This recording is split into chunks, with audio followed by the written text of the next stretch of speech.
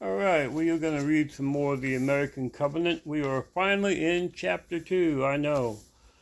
All right, it says, What your history books never told you.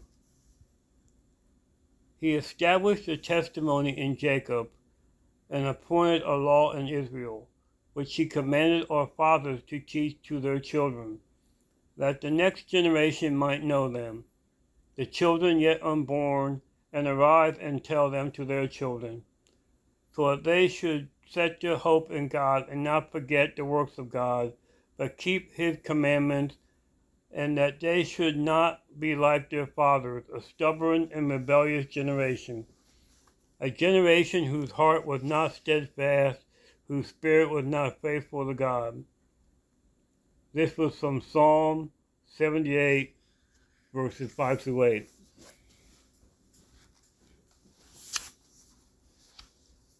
A study of the authentic documents of our colonial ancestors reveals consistent references to their faith in the providential hand of God in the founding of their nation.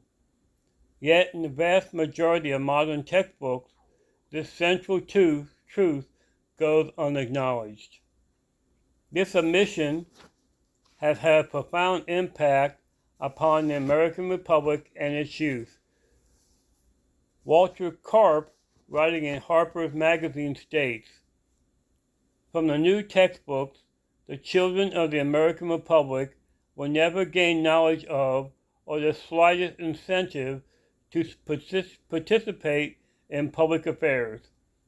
No reader of these degraded texts will ever learn from them how to judge for themselves and will secure or endanger their freedom.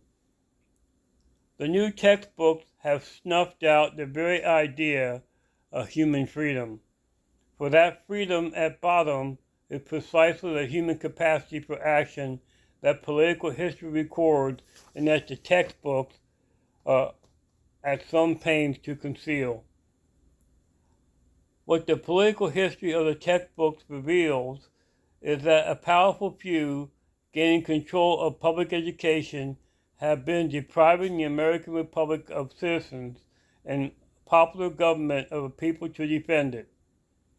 The American history textbook, so innocent seeming and inconsequential, has been their well-chosen instrument. The interpretation of history advocated in this book presupposes that the God of the Bible controls history, acts in history through providential events, and is bringing all events to a conclusion to show forth his glory. Acting upon presuppositions. Most modern educators deny the providential view of history. They would have us believe that their promotion of one of several secular views of history is simply the recounting of brute facts. They fail to tell the students that their own ideological presuppositions and humanistic doctrines pervade their selection and interpretation of people, places, ideas, and events of history. They fail to communicate that it is impossible to be neutral in the teaching of history, since the historian's worldview will educate his perspective. Here again, Walter Karp's insight is of interest. Writing American history is a harmless occupation, but teaching it to American school children is a political act with far-reaching consequences. The reason for this is clear. You cannot recount the past without making fundamental political judgments, and you cannot deliver those judgments without impressing them deeply on the minds of future citizens.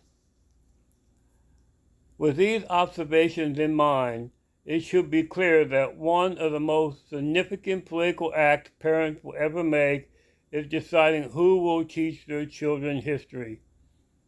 A closer look at some of the historical worldviews have been advocated in America at different times will help us analyze their continuing significance in changing our world and our children today.